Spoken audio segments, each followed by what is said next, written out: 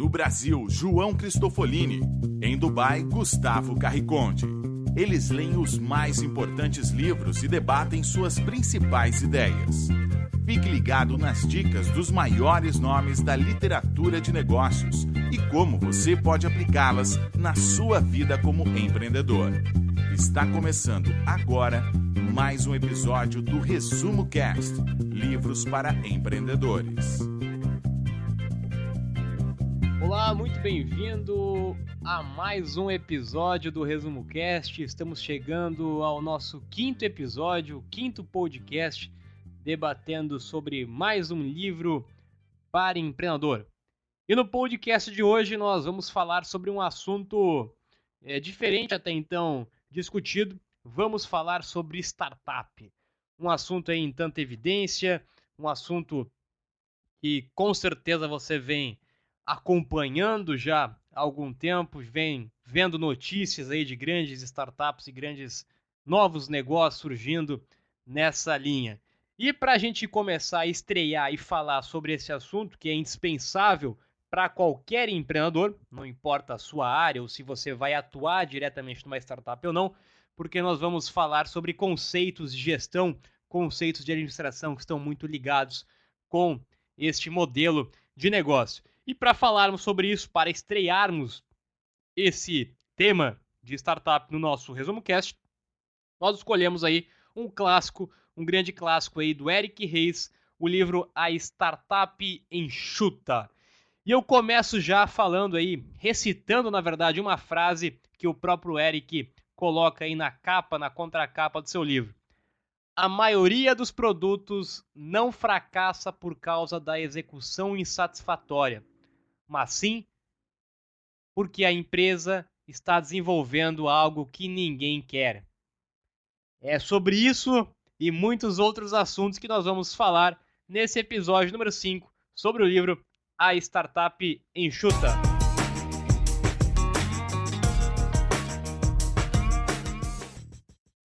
Olá então a você que nos escuta nesse quinto episódio do nosso Resumo Cast. Vou iniciar o assunto a respeito da startup enxuta, falando a respeito do propósito da startup, que é achar um negócio ou um modelo de negócio sustentável. Um plano, por mais detalhado que seja, que contenha muitas metas e um sistema eficiente de ser executado, não irá ajudar nem um pouco se o modelo de negócios não for sustentável. Se você quer que a sua companhia seja mais do que um projeto temporário, que irá morrer em breve, você precisa achar maneiras de adquirir consumidores e ganhar dinheiro resolvendo o problema deles. Se você achar um nicho para atuar, pergunte-se a si mesmo se os seus consumidores estão interessados na sua solução. E pergunte também se existe uma maneira de fazer dinheiro com isso. Se a resposta em ambos os casos for não, procure um outro nicho, ou um outro produto ou serviço para criar algo que as pessoas realmente queiram e irão pagar por isso. Por isso, o objetivo principal da startup é achar um modelo de negócio sustentável que funcione hoje e possa funcionar também no futuro. A responsabilidade principal dos gestores de uma startup é utilizar todos os recursos da empresa, inclusive a equipe, para focar na tarefa de achar um produto ou serviço que sejam realmente sustentáveis e que os consumidores queiram pagar.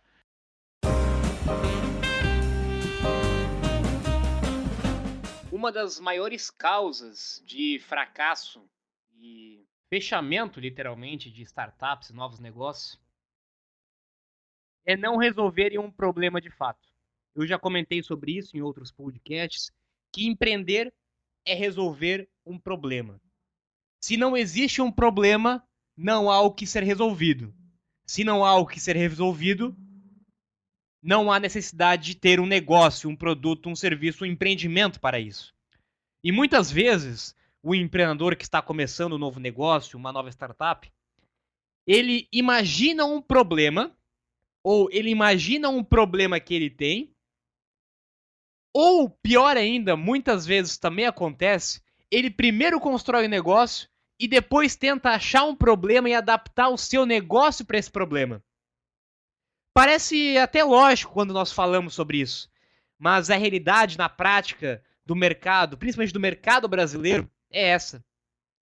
Começar um negócio sem saber, sem entender se de fato existe um problema real, não só seu, mas um problema de um grande número de pessoas que se justifique construir um negócio e que ele seja de fato sustentável, que ele tenha um modelo para isso.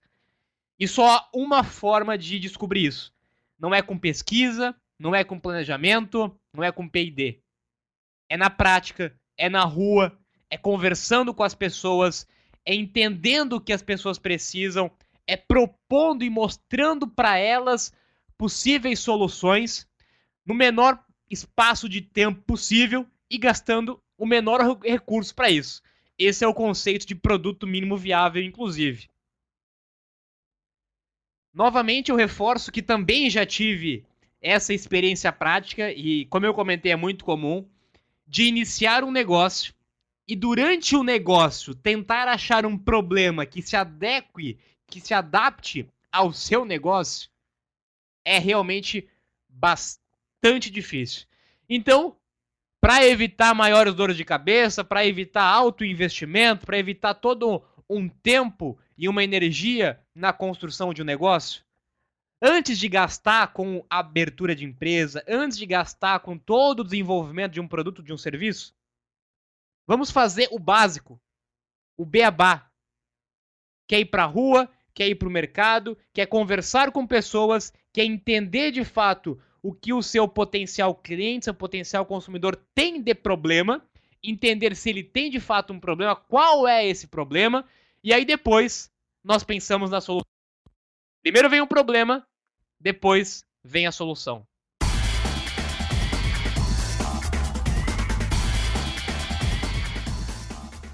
Para encontrar um modelo sustentável de negócios, as startups têm que descobrir o que os seus consumidores querem e como fazer dinheiro com isso. Elas precisam achar o produto certo para a pessoa certa e entender como vender a elas. Isso não significa que um grande plano tem que ser traçado mesmo antes da empresa começar. Significa que o processo deve ser um processo de aprendizado contínuo, o que chama-se de aprendizado validado, ou aprendizagem que ocorre através de uma estratégia científica. Para iniciar o processo de aprendizagem validado, você deve inicialmente estabelecer hipóteses sobre quando e se determinados produtos terão sucesso em algum mercado. Essas hipóteses fundamentais precisam ser testadas e somente se elas forem validadas pelos consumidores, a startup terá a garantia de que está no caminho certo para achar o negócio sustentável. Não utilize questionários ou consumidores fictícios. Tente achar consumidores reais em um ambiente real. A melhor forma de descobrir se as pessoas irão comprar ou não o seu produto é oferecê-lo a elas e observar como elas reagem.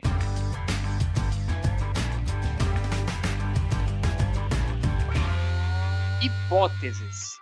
Essa eu acho que seja uma das principais palavras no mercado de startup. Hipóteses. Hipóteses. O que isso quer dizer? Que tudo que nós temos não são certezas, são apenas hipóteses. E para as hipóteses virarem certezas, elas precisam ser validadas. E para elas serem validadas, é preciso, novamente, ir a campo e ter contato com o cliente final. A maioria das startups de sucesso nos dias de hoje, e que não são muitas, a gente sabe que a maioria delas fracassa, poucas delas chegam de fato ao sucesso que a mídia nos mostra, um processo de seleção natural no mercado startup, que exige aí um alto risco e inovação, mas grande parte delas, para não dizer todas elas, começaram com um produto muito simples, com um protótipo muito simples. A gente tem vários cases. O Dropbox, por exemplo, começou com um vídeo. O Facebook começou com um site bastante simples e restrito. Toda startup começa com um protótipo muito simples. De novo, o objetivo qual que é? É desenvolver um primeiro protótipo da forma mais rápida possível, ou seja, tempo é dinheiro, então precisamos gastar pouco tempo. Nós também temos poucas pessoas, pouco recurso capital, recurso humano, então cada recurso humano ele tem que ser muito bem aproveitado. E a questão financeira. Não adianta nada ficar durante 1 ano, 2 anos, desenvolvendo, produzindo um produto, um serviço, daquilo que você ainda não sabe se tem aderência no mercado, aquilo que ainda é uma hipótese. Por isso, protótipos muitas vezes podem ser uma simples landing page, um simples vídeo, um simples esqueleto do que você imagina construir para o seu produto. E quando isso vai à prática, quando isso vai a campo, as pessoas começam a enxergar, porque aí é outro ponto importante. É por isso que pesquisa não funciona. Se Steve Jobs tivesse feito uma pesquisa para saber se as pessoas queriam um iPhone, dificilmente ele iria identificar essa necessidade, até porque não existia isso. Se Henry Ford tivesse feito uma pesquisa para saber qual seria o próximo veículo, provavelmente ele teria construído uma carroça ou feito o cavalo ter um desempenho melhor. E não um carro que era aquilo que não existia. As pessoas não conseguem responder questionário e pesquisa sobre aquilo que não existe. Por isso que elas precisam experimentar, elas precisam ver, elas precisam enxergar. O papel do empreendedor visionário é enxergar uma oportunidade, é conectar pontos diferentes para construir um protótipo, para construir uma primeira versão, e aí sim colocar na mão do cliente e ver se de fato aquilo resolve um problema, se de fato aquilo é útil para ele e se de fato ele estaria disposto a pagar por esse tipo de produto ou serviço.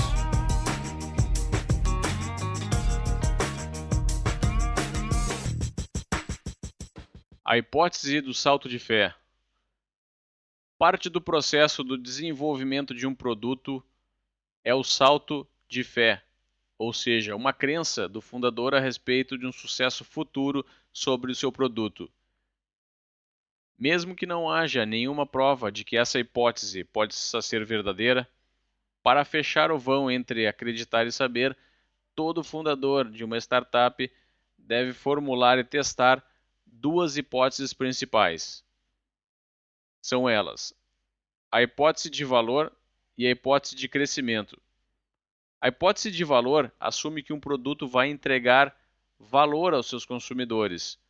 E a hipótese de crescimento assume que o produto não vai apelar apenas para um pequeno grupo de consumidores para ter sucesso, mas sim achar um mercado maior posteriormente. As 2 hipóteses devem ser testadas o mais cedo possível.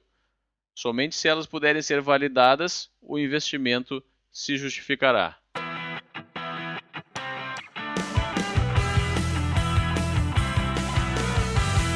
Todo empreendedor, quando começa a sua empresa, o seu negócio, acha que tem a ideia mais valiosa do mundo, acha que está construindo o novo Facebook, acha que a sua ideia vale alguns milhões, acha que com isso ele já pode, de fato, procurar investidor, ou acha, inclusive, que ele precisa de um investidor para colocar aquela ideia em prática.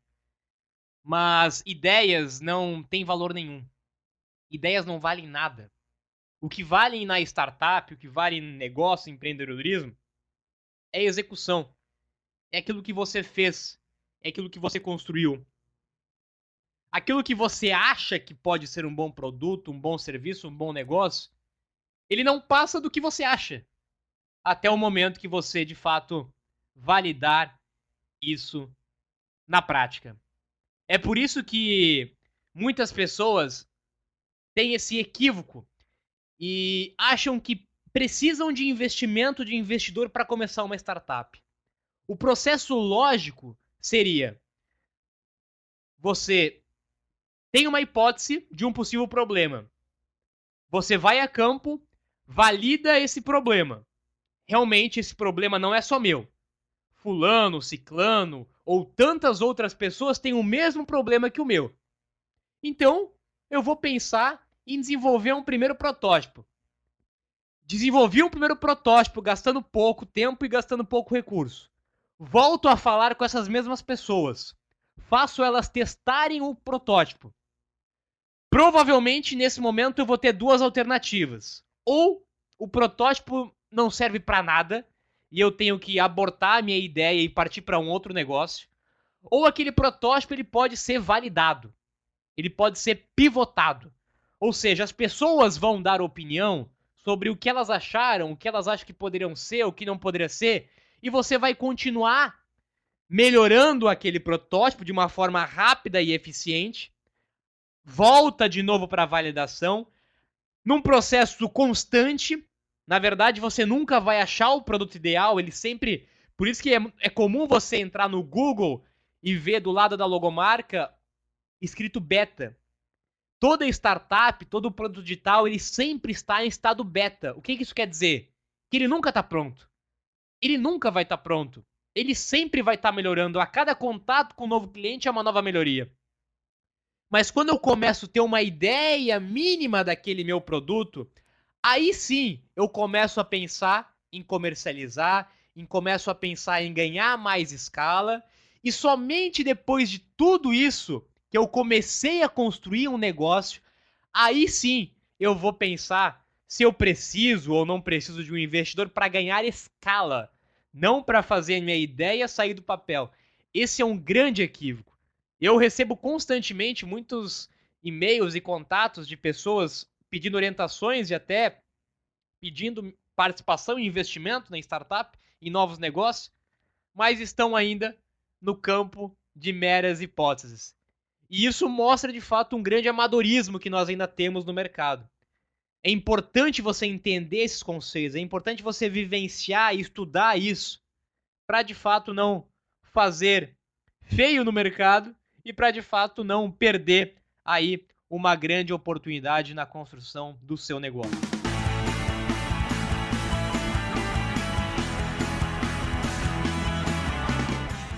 Vamos falar agora de um assunto que já tocamos, de certa forma, em alguns tópicos anteriores, que é o produto mínimo viável.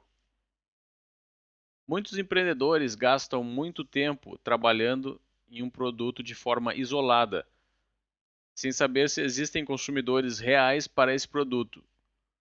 Se você quer criar um negócio sustentável, você deve, o mais rápido possível, achar a demanda para o seu produto.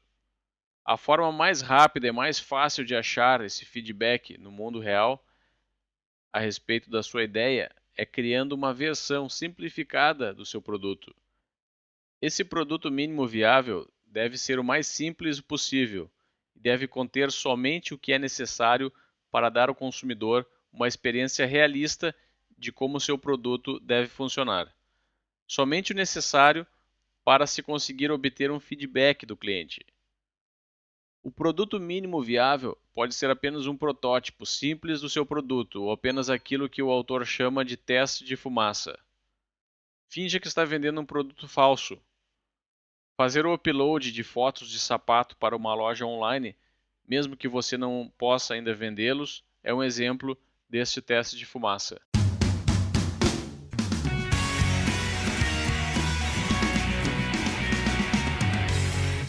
Bom, para darmos aí outro exemplo prático, eu vou comentar de uma recente experiência minha com uma das minhas startups. No ano passado eu desenvolvi, junto com outras pessoas, outros sócios, a startup chamada Connect Moves. E nós iniciamos essa startup, na verdade, com uma simples landing page. Uma landing page, para quem não sabe, é uma página bem simples na internet, com um simples campo de captura de e-mails, onde nós tínhamos o objetivo de testar se as pessoas tinham algum interesse naquele produto. Se elas tivessem interesse, elas iriam colocar o seu e-mail para receber mais informações assim que esse produto fosse lançado ou que tivesse mais informações.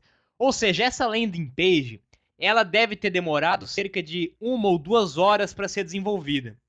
ela deve ter custado em torno de R$ 20, que é o valor da hospedagem, e mais R$ 30 o valor de um domínio na internet. Esse foi o nosso primeiro protótipo.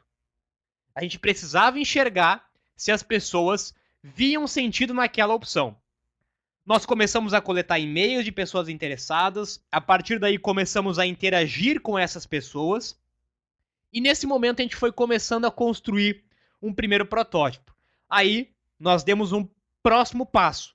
Passo 1, concluído, legal, tivemos contato, pessoas interessadas, então vamos passar agora para o próximo passo, onde nós começamos a desenvolver um protótipo da nossa solução, que no nosso caso é uma plataforma que conecta pessoas para praticarem atividade física. Cerca de um mês, mais ou menos, a gente teve o nosso primeiro protótipo. Assim que esse protótipo ficou pronto, nós já sabíamos que tinha muitas outras coisas para serem melhoradas, mas nós pegamos aquilo que nós tínhamos, a primeira versão, e comunicamos a todas aquelas pessoas que já tinham se cadastrado na nossa landing page e que já estavam interessadas em receber mais informações. Elas fizeram um teste, muitas delas se reportaram a nós, fizeram comentários, sugestões, e nós voltamos para melhorar mais alguns pontos. Enquanto isso, o negócio já estava acontecendo, as pessoas já podiam usar a nossa plataforma, mas nós estávamos ainda melhorando. Isso vai sendo feito todos os meses. Muitas coisas nós tivemos que mudar, nós vimos que talvez o recurso X não fazia sentido, vimos que o modelo de negócio não se sustentava, tivemos que mudar e validar, lapidar isso aí durante o caminho, o percurso, mas percebam que é um processo que nós só conseguimos aprender e entender e conhecer na prática. Eu falo muito sobre isso. Nós só aprendemos a empreender na prática. Não adianta eu ficar aqui sentado na minha mesa montando um planejamento, um plano de negócios de centenas de páginas, considerando todas as possibilidades, se quando isso for na prática, quando isso for para o mercado no dia a dia, isso vai ser totalmente diferente. Então não perca tempo com isso. Inclusive, plano de negócios para startup é realmente uma perda de tempo. Tá? Eu falo isso com toda propriedade. Inclusive, não quer dizer que você não precisa planejar, mas você tem que encurtar esse processo de planejamento. Você pode fazer um modelo, um plano de negócios, você pode fazer um Canvas, que é um modelo de negócio simplificado visualmente em uma página. Você pode fazer um planejamento e um plano de negócio de 1 ou 2 páginas, mas você não pode perder tempo com isso. Como eu comentei no meu exemplo prático, tudo aquilo que nós pensamos e planejamos, mudou-se, na verdade, assim que a gente teve o primeiro contato com o cliente final. Porque, novamente, só a prática, só a execução que é capaz de nos ensinar.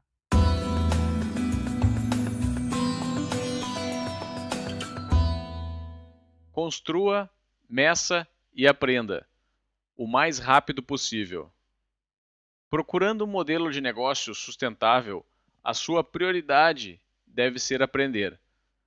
Toda startup tem que aprender quais os produtos que devem ser construídos e como ganhar dinheiro com eles.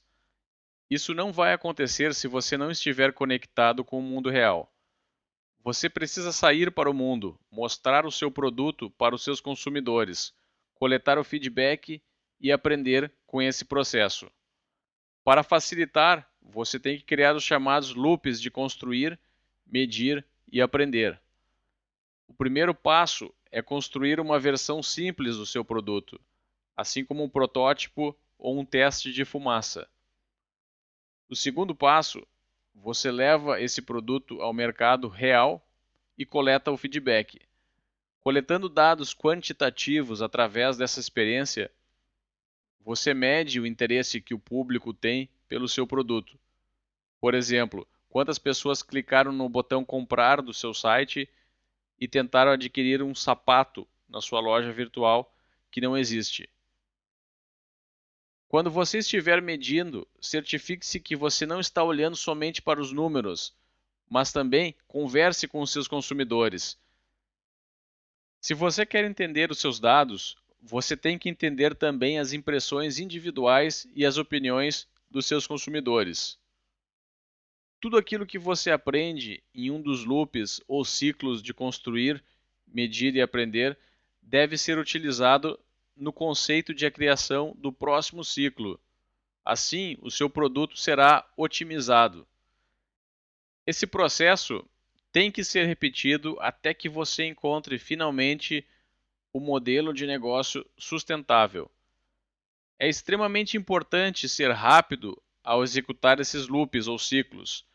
Cada ciclo de construir, medir e aprender auxilia você a aperfeiçoar o seu produto e lhe fornece informações valiosas a respeito daquilo que o seu consumidor quer. Quanto mais loops você conseguir realizar para achar o seu modelo de negócio sustentável, mais validado ele estará e mais chances de sucesso você terá para agradar o seu mercado.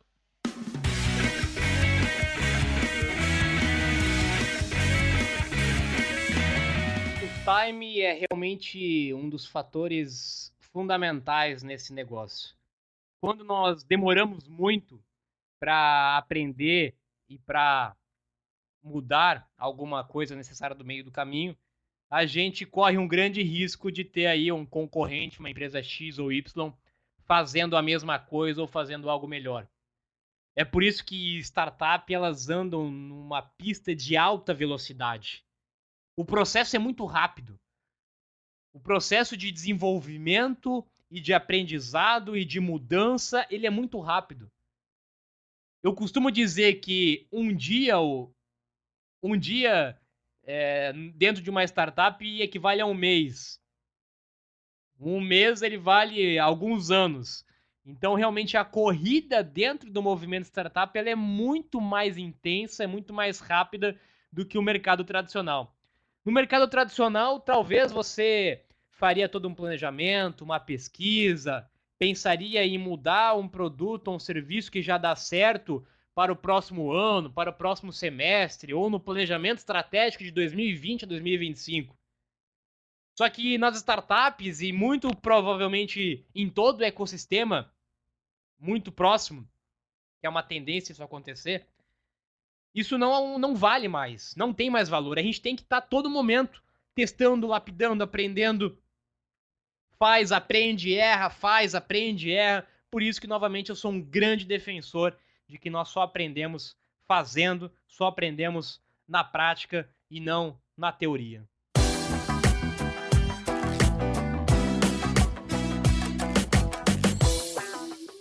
Vamos falar agora das métricas de vaidade. É um termo utilizado pelo autor, o Eric Rice. Então, a métrica de vaidade é aquela que pode lhe dar status, mas muitas vezes ela é uma métrica enganadora. Essa métrica não irá ajudar você a achar o seu negócio sustentável.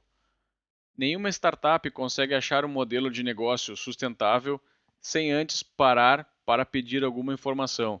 E essas informações, elas vêm através da análise das métricas apropriadas. Para medir se você fez ou não algum progresso em direção às suas metas de longo termo, você precisa examinar os seus dados que você vem coletando ao longo do caminho. Infelizmente, muitas startups se rendem à tentação de utilizar métricas de vaidade. Elas deixam o seu dono orgulhoso, mas são inúteis e algumas vezes até perigosas. Elas fazem com que uma empresa pareça boa, mas não contribuem em nada para aproximar a empresa das suas metas. As startups que acreditam nas métricas de vaidade estão, na verdade, olhando para o seu próprio negócio como uma pessoa olha para um espelho que distorce a imagem. E isso faz com que os problemas reais sejam muito difíceis de serem arrumados.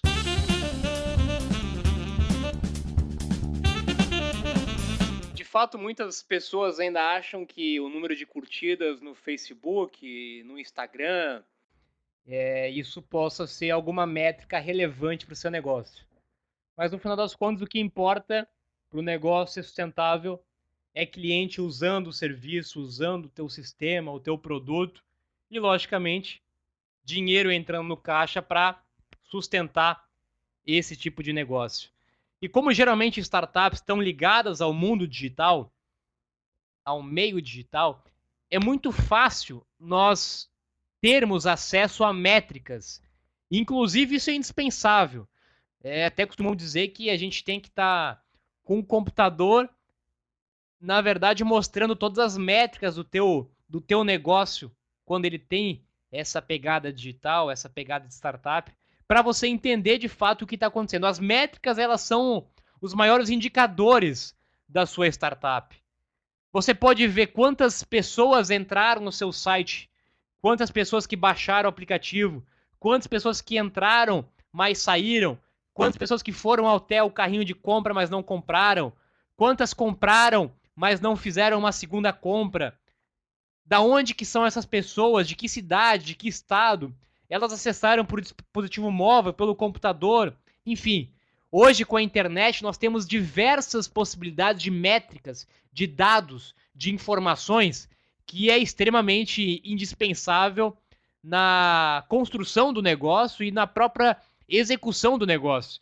Com as métricas, com números, com indicadores, sejam eles financeiros, ou sejam eles dados demográficos, dados do usuário, o perfil dos usuários, com essas informações você tem de novo não apenas hipóteses, não apenas possibilidades, mas dados e fatos concretos que te permitem tomar uma decisão, te permitem mudar alguma coisa, melhorar outra coisa e, de fato, fazer alguma coisa baseado em informação concreta, informação que é útil e relevante para o seu negócio.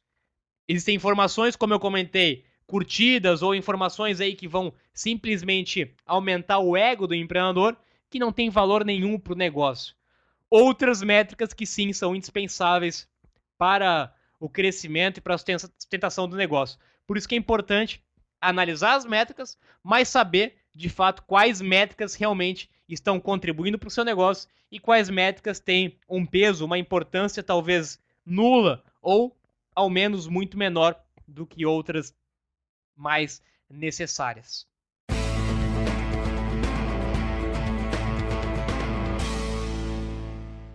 Toda startup deve definir as suas métricas principais e analisá-las da maneira apropriada. Definir as métricas para acompanhar e avaliá-las constantemente é crucial. Somente no momento em que essas métricas estiverem melhorando, você saberá que está na direção correta para atingir as suas metas de longo termo, que é encontrar um modelo de negócios sustentável. As métricas principais para cada startup variam de cenário para cenário, mas muito frequentemente elas são dados como aumentar o número de clientes pagos, duração média da sessão por consumidor e o número de recomendações geradas por cada 1000 consumidores, por exemplo.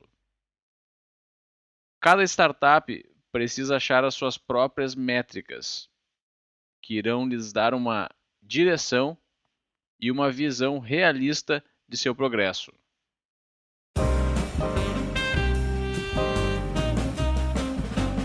E para finalizarmos aí com uma informação complementar, eu gostaria de reforçar que de tudo que nós falamos, além de execução, além de eliminar as hipóteses, ir para campo, para o mercado, validar, ter métricas, ter informação concreta, o maior ativo de uma startup, eu sempre digo, que são as pessoas. Veja como as coisas dentro de uma startup, elas mudam frequentemente. Um problema pode mudar, a hipótese pode mudar, o sistema pode mudar, o produto, o modelo de negócio, tudo pode mudar. Não só pode, como provavelmente vai mudar. A mudança é algo totalmente natural dentro de uma startup. Se não está mudando, provavelmente está com algum problema, porque a tendência é mudar. Ou muda, ou realmente se acaba. Mas a única coisa que não muda, ou muda de uma forma mais lenta, são as pessoas. As pessoas que ficam. É por isso que se na tua startup você não tiver pessoas que tenham ciência desse processo, e novamente eu falo por experiência própria, já tive a experiência de construir algumas startups, estou envolvido com outras, algumas ainda hoje, e muitas pessoas que não estão dispostas a pagar o preço da mudança, dessa velocidade constante, da mudança constante, elas acabam abandonando o barco e saindo no meio do caminho, durante o caminho. Acham que criar uma startup é simplesmente produzir um aplicativo, colocar um site e alguns meses depois estarão na capa da revista como o próximo Zuckerberg. Isso não existe de fato. A realidade não é essa. A realidade é de muita dificuldade, a realidade é de muita mudança, a realidade é que muitas startups morrem no caminho, isso é um processo natural, porque a inovação vem do erro, a inovação vem do fracasso. É importante mudar o seu mindset, seu comportamento sobre erro, sobre fracasso, aprender com isso, mudar e validar sobre isso. Mas o mais importante é você conseguir reunir as pessoas certas para a sua startup. Como eu comentei, as pessoas são que ficam. Não importa se a ideia mudar, o que importa são as pessoas. Investidores compram pessoas, pessoas compram pessoas, sócios compram pessoas. Tudo está baseado em pessoas. Por isso, escolha muito bem as pessoas que você vai construir a sua startup. Pessoas que se complementem, pessoas que tenham esse mindset e essa mentalidade condizente com a realidade de uma startup, que é de muito trabalho, que é de muita dedicação, que é de muita mudança e muita vontade, de fato, de fazer as coisas acontecerem. Perfis complementares, cuidado com a questão de buscar sempre pessoas técnicas, é muito comum isso, ver programador se juntando com programador para desenvolver um aplicativo ou um site. Uma startup, assim como qualquer outro negócio, ela precisa ter vendas, ela precisa ter marketing, ela precisa ter estratégia, ela precisa ter pessoas multifuncionais, né? Pessoas que tenham conhecimentos múltiplos. E como o recurso é pequeno para desenvolver uma startup, muitas vezes não tem investimento, o investimento vem dos próprios sócios. As poucas pessoas que você tem, elas têm que ter de fato essa mentalidade aberta, elas têm que ter essa disponibilidade de desenvolver atividades diferentes. A mesma pessoa vai fazer várias funções dentro de uma startup, isso é normal, isso é comum. Mas, novamente, a dica final que fica é justamente essa. Escolha muito bem as pessoas, cuide muito bem das pessoas, invista muito bem nas pessoas, porque são as pessoas o seu maior ativo de qualquer startup. E esse foi então o episódio do Resumo Cast falando da Startup Enxuta do Eric Rice, leitura obrigatória para todo empreendedor. Esse tema não acaba por aqui. Existem informações e conteúdo disponível em diversas fontes e diferentes mídias, e o Resumo Cast recomenda que você se aprofunde a respeito de startups. O nosso site www.resumocast.com.br já está no ar, e você também pode nos acompanhar no SoundCloud/ResumoCast. Temos também o nosso grupo fechado no Facebook, grupos/ResumoCast. Eu me despeço por hoje, um grande abraço e até o próximo episódio.